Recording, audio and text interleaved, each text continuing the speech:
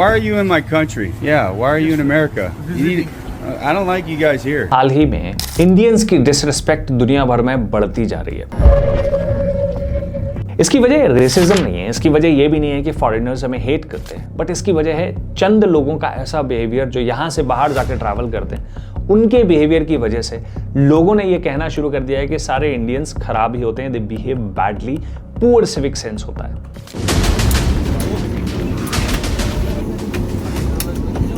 सभी यात्रियों से निवेदन है, कृपया अपनी कुर्सी पर बैठ जाएं, कुर्सी की पीठी बांध लें।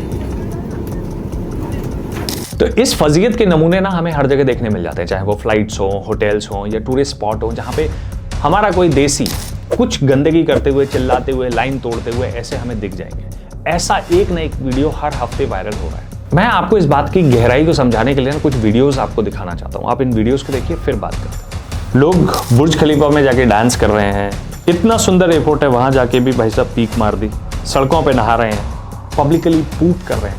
इन सभी वीडियो से ना इंटरनेट भरा पड़ा है। अब मैं इस पे वीडियो क्या बना रहा हूँ, मैं इंडिया की इंसल्ट करने के लिए नहीं, बल्कि मैं इसलिए बना रहा हूँ ये वीडियो ताकि हम रेपुटेशन बचा सकें इंडियंस की और इंडिया की।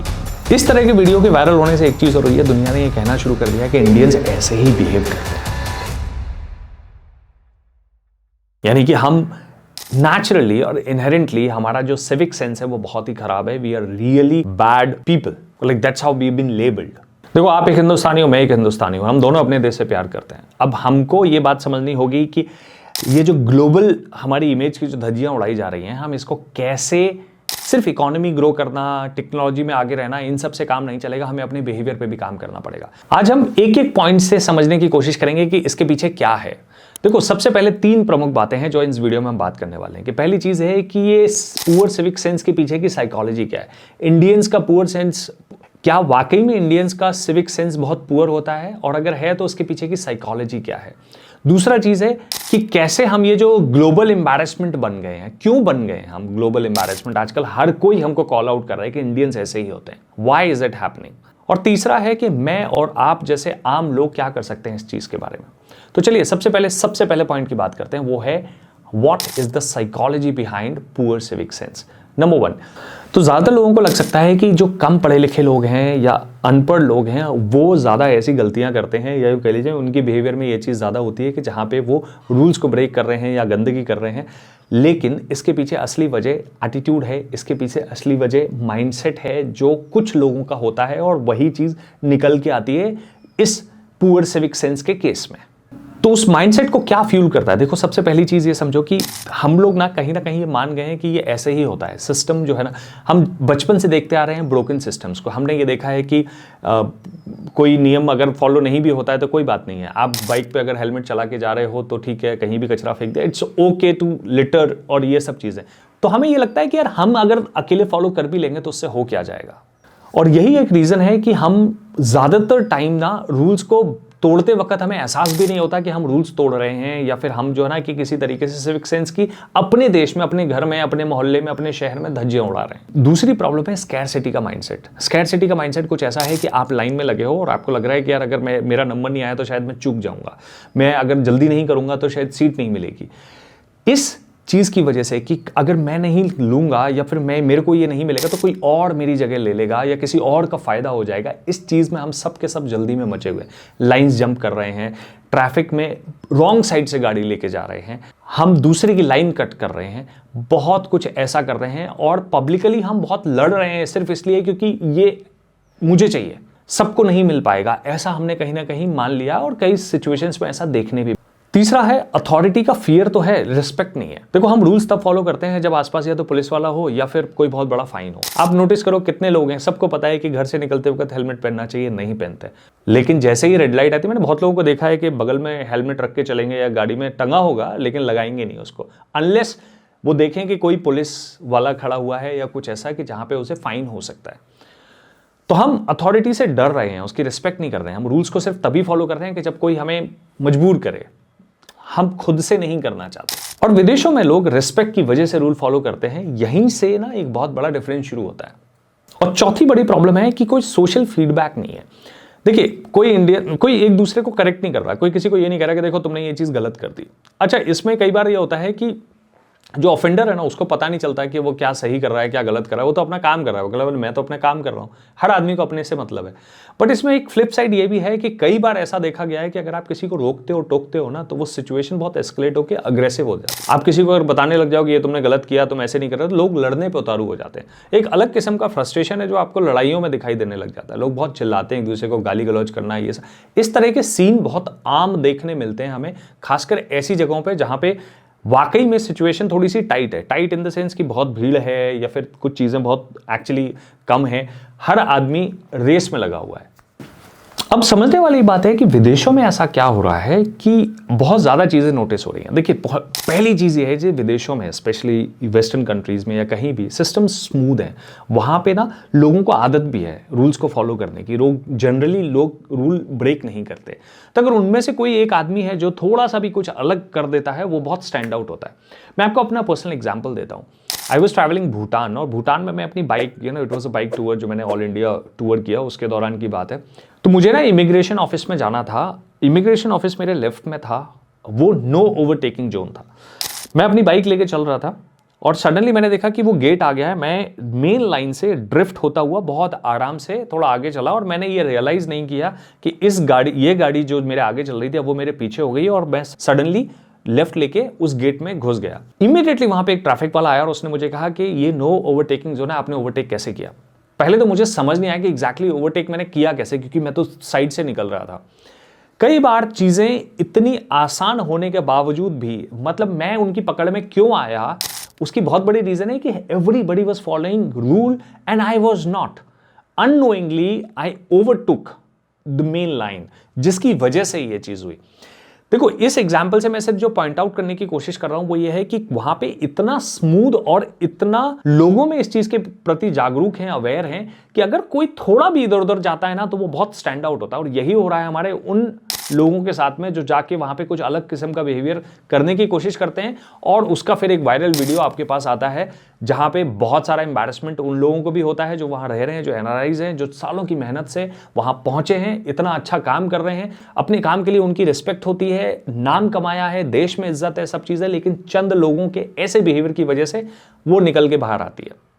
चलो अब बात करते हैं कि एक नॉर्मल आदमी, मेरे और आपके जैसा आदमी क्या कर सकता है। उसके ये वाली बात करने से पहले मैं थोड़े 2-3 देशों के बारे में, उनके मॉडल्स के बारे में थोड़ा सा डिस्कस करूंगा कि कैसे उन्होंने इस चीज को अपने यहां पे खत्म किया है। मतलब ये जो सिविक सेंस है ना, ये हमेशा से, लाइक हम सब आदि मानव थे ना, हम सबको सिविलाइज होने में टाइम लगा। कैसे इन देशों ने, जो डेवलप्ड कंट्रीज हैं, उन्होंने कैसे अपने आप को बदला, कैसे ट्रांसफॉर्म किया, आज वो हमारे लिए एक सीखने वाली बात हो सकती है। तो मैं 3 देशों के बारे में बात करूंगा, यूएस के बारे में बात करूंगा, चाइना के बारे में करूंगा और सिंगापुर की बात करूंगा। सबसे पहले हम सिंगापुर की बात करते हैं। सिंगापुर की सब तारीफ करते हैं कि भाई वहाँ पे सफाई के मामले में बहुत अच्छा है, थोड़ा भी आप गंदगी करेंगे तो तगड़ा फाइन होगा। लेकिन क्या ये हमेशा से ऐसा था? नहीं। 1960s में ली कुआन ने कैंपेन शुरू किया, कीप सिंगापुर क्लीन करके, जैसे हमारे यहाँ स्वच्छ भारत है, और इसी तरह के सिमिलर कैंपेन्स अलग अलग देशों में चले, जिसमें सबसे पहली चीज उन्होंने क्या करा, 2 चीजों पे बहुत ज्यादा ध्यान दिया। पब्लिक एजुकेशन पे कि भाई देखो, सफाई रखना हमारी रिस्पॉन्सिबिलिटी है, इसका हमें फायदा भी मिलेगा, और साथ ही साथ उन्होंने हाई फाइन लगाना शुरू किया। जो गंदगी करते थे, जो लिटरिंग करते थे, रिसाइकलिंग पे ध्यान नहीं देते थे, ऐसी चीजों पे जब ये सालों साल, डेकेड्स की मेहनत के बाद आज सिंगापुर वो है जो आपको दिखता है। एक और एग्जाम्पल है सिंगापुर का, वो है च्युइंगम का बैन करना। अब छोटी सी चीज है, जैसे आप थोड़ी देर के लिए इमेजिन करिए, मैं आपको भूटान का अगेन एग्जांपल देता हूं कि आप भूटान में जाइएगा, अगर आप बाइक से जा रहे हैं, कैसे भी जा रहे हैं, आपके बैग्स चेक होते हैं। वो चेक करते हैं, आप कुछ नहीं, सोना चांदी ये सब नहीं देख रहे हैं, वो देख रहे हैं कि आपके बैग में कहीं पान मसाला तंबाकू तो नहीं है। पान मसाला तंबाकू वहां पे बैन है, it's a ban substance in Bhutan. आप थोड़ी देर के लिए इमेजिन करिए, अगर इंडिया में से पान मसाला चला जाए तो हमारे दीवारों की रंगत बदल जाएगी। जो हालत हमने करके रखी हुई है ना, हमारे दफ्तरों की, बिल्डिंग्स की, सब जगह हमारे आसपास जो कुछ भी दिखता है वो सब लाल पड़ा हुआ है, जस्ट बिकॉज कि हमको थूकने की जगह नहीं मिल रही है, हम हर जगह थूके जा रहे हैं। एक छोटी सी चीज एक कितना बड़ा कैंपेन, कितना बड़ा मुहिम का एक बहुत बड़ा जरिया बन सकता है, जैसे च्युइंगम बैन एक वो एग्जाम्पल आपको नजर आता है। यूएस में सेम चीज हुई। 1950s के आसपास उन्होंने कीप अमेरिका ब्यूटीफुल नाम से कैंपेन शुरू किया। धीरे धीरे इसमें बहुत सारे चेंजेस आए, और सबसे बड़ी जो 2 चीजें थी, एक पॉलिसी और दूसरा एजुकेशन। पॉलिसी एज इन कि उसको नॉर्म बनाना बहुत जरूरी है, लोगों के अंदर आदत आना, सोशल हैबिट डेवलप करना। इसके लिए उन्होंने बहुत सारे पब्लिक कैंपेन्स किए, सब चीज़ें की। 90s के दौरान में ब्रोकन विंडो थ्योरी बड़ी पॉपुलर थ्योरी है कि उन्होंने देखा कि किसी शहर में जहाँ पे क्राइम रेट ज़्यादा है उसका एक बहुत बड़ा डेटा ड्रिवन फैक्ट ये था कि वहाँ पे ना खिड़कियां बहुत टूटी मिली। अब जैसे कई बार किसी की खिड़की थोड़ी सी टूटी मिले तो आप सोचोगे कि अच्छा ठीक है यार, कोई बहुत बड़ा नुकसान नहीं हुआ, थोड़ी सी चीज़ है, आप इग्नोर कर सकते हो। उन्होंने इसको इग्नोर ना करते हुए इसको संज्ञान में लेना शुरू किया, इस पर काम करना शुरू किया।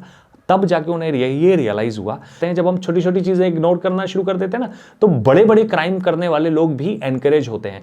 सेम चीज़ सफाई के मामले में, इनफैक्ट इंदौर में कुछ ऐसी चीज़ें, आपको बहुत सारे ऐसे वीडियोस, हमारे इंदौर नंबर 1 रहता है, हमें हर साल पिछले 7 साल से इंदौर नंबर 1 है, और इसमें सबसे बड़ा हिस्सेदारी जो है वो सिटीजन्स की है। सिस्टम्स हैं, पुलिसिंग है, फाइन्स हैं, सब चीज़ें हैं। किसी ने अपने अमेज़ॉन के रैपर्स उल्टी सीधी जगह फेंक दिए, उन्होंने उसको देखा, एड्रेस देख के ट्रैक किया, उस इंसान पे जाके फाइन लगाया। जब आप इस तरह के एग्जाम्पल देखते हैं तब आपको समझ में आता है कि आपका एक छोटी सी नजरअंदाज की हुई गलती कितना बड़ा आपके लिए हर्जाना लेके आ सकती है और लोगों के लिए एग्जाम्पल हो सकती है। सेम तरह का मॉडल हमें चाइना में देखने मिलता है। चाइना में उन्होंने थोड़ा सा और क्रिएटिवली चीजों को करना शुरू किया। एक वीडियो पिछले कुछ समय में बहुत वायरल हुआ था, जहां पे एक इंडियन है जो ये बताता है कि उसका एक्सपीरियंस कुछ ऐसा रहा कि उसने किसी से पूछ दिया कि मुझे फला जगह जाना है, मेरे को ये एड्रेस बता दीजिए। वो इंसान उसे उस एड्रेस पर छोड़ के आता है। लेकिन वहां पे ना ये चीज लोगों के लिए एक्चुअली बहुत ज्यादा फायदेमंद है, क्योंकि वहां पे एक सोशल क्रेडिट सिस्टम है जो उन्होंने अप्लाई किया। जिस बिहेवियर को वो चेंज करना चाहते हैं, जिस बिहेवियर को रीइंफोर्स करना चाहते हैं, उसके लिए उन्होंने अपना एक क्रेडिट सिस्टम बनाया। कुछ ऐसा है कि अगर इंसान किसी की मदद करता है, कचरा नहीं करता है, तो उसको कुछ क्रेडिट पॉइंट्स मिलते हैं, जो वो क्रेडिट पॉइंट्स अलग अलग तरीके से रिडीम करा सकता है। जैसे फॉर एग्जाम्पल, अगर जिसके सोशल क्रेडिट्स अच्छे होंगे उसको नौकरी मिलने में बहुत आसानी होगी, उसको नौकरी में कुछ पॉइंट्स मिलेंगे, उसको अगर अपना धंधा करना है तो लोन लेने में आसानी होगी, उसके इंश्योरेंस में उसकी शायद EMI कुछ कम हो या किस्त कम हो। इस तरह के जब बेनिफिट्स मिलना शुरू होते हैं, लोग ज़्यादा एनकरेज होते हैं कि हाँ, हमें ये चीज़ बदलनी है। अब जब हम इन सब मॉडल्स को समझते हैं तब हमें यह समझ में आता है कि हाँ, इसमें तो बहुत सारा रोल सरकार का है, लेकिन दूसरा जो पहलू है वो ये है कि आखिर सफाई करनी तो हमने खुद ने है। हम कब अपने इस माइंडसेट से बाहर आएंगे कि चलता है, गंदगी करना इज ओके, हम अपनी जगहों को, अपने आसपास की जगहों को अगर हम साफ सुथरा नहीं रख सकते, उसी का रिफ्लेक्शन आपको कई बार ऐसी जगह मिलता है कि जब आपको जहां मौका मिलता है आप सीधा फेंका। ऑल दैट टेल्स यू कि हम कैसे अपने घर में रह रहे हैं। बिहार का एक वीडियो है जहां पे ठेकेदार जो है सड़क डाल के जाता है और जितनी देर पर वो शायद अपने घर ना पहुंच के जाए, लोग तसले और जो ना अपने वो लेके उसकी सड़क ही खोल के ले जाते हैं, RCC पूरी उठा के लेके चले जाते हैं। ये सब क्या है? हमारी अकाउंटेबिलिटी कहाँ है? बहुत सारे पार्कों की स्थिति ऐसी है कि जहाँ पे आपने 15 दिन पहले उन्होंने सौंदर्यीकरण के नाम पर कुछ अलग इंस्टॉल किया, कुछ सिस्टम्स किए, कुछ बेंचेस लगाए बैठने की, या फिर कुछ और तरह की व्यवस्था करी, और आज आप जाओ वहाँ पे जाके बैठने की जगह नहीं है। रूल फॉलो करेंगे तो लोग भी एनकरेज होंगे आसपास के रूल फॉलो करने के लिए। जब आप खुद सही करेंगे तो आप किसी को बोल भी सकते हैं कि साहब देखो, यहाँ कचरा नहीं करना चाहिए, या फिर यहाँ पे गाड़ी मत लगाओ। आजकल पार्किंग का, बिल्डिंग्स में पार्किंग स्पेसेस का इंट्रूजन एक बहुत बड़ी समस्या है। मैं समझता हूँ कि लगभग सब जगह ही कुछ ना कुछ प्रॉब्लम चल ही रहा है। उसका एक बहुत बड़ा रीजन यही है कि वो कियोस्क की शुरुआत एक छोटी सी चीज से हो जाए। एक आदमी कोई थोड़ा ढंग का काम नहीं कर रहा है तो उसको कॉल आउट करने के लिए आपको खुद वो बिहेवियर अपने अंदर लेके आना पड़ेगा। देखिए, सोशल डिस्कम्फर्ट ना किसी भी आर्गुमेंट से बड़ी चीज है। आप किसी को आप ये बताइए, देख भाई, मैं भी इस बात से सफर कर रहा हूँ, हम सब इंडियंस यहाँ रहते हैं, तो हमें रिप्रेजेंट करना चाहिए अपने आप को प्रॉपर तरीके से। इतना अगर आप किसी को बोलोगे तो इससे किसी का ईगो हर्ट नहीं होता है। इससे हो सकता है, इससे थोड़ा सा गिल्ट आता है। गिल्ट कई बार अच्छा होता है क्योंकि आप बिहेवियरल चेंज लेके आता है। तो इतनी सी चीज करने से कई बार हमारी चीजें सॉल्व हो जाती है और लोग अपना बिहेवियर करेक्ट करना शुरू कर देते हैं। तीसरी चीज है, जब भी हम कॉल आउट करें ना, तो किसी आदमी का चेहरा मत दिखाओ, उसका पैटर्न दिखाओ कि वो गलत क्या कर रहा है। किसी को शेम नहीं करना है। आपकी ये रिस्पॉन्सिबिलिटी बनती है एज एन NRI कि आप लोगों को समझाएं कि यहाँ कैसे बिहेव करना है। सिविक सेंस रूल्स के बारे में नहीं है। सिविक सेंस है मैच्योरिटी के बारे में, सिविक सेंस है हमारे डिसिप्लिन के बारे में, सिविक सेंस है हमारी ह्यूमैनिटी के बारे में। तो चलो, इंडिया को हम वैसा बनाएं जैसा हम सपना देखते हैं, proud, powerful and well behaved. अगर आपको वीडियो अच्छा लगा हो तो चैनल को सब्सक्राइब जरूर करिएगा, हर दोस्त के साथ शेयर करिए और वीडियो को लाइक करना बिल्कुल मत भूलिएगा। Thank you.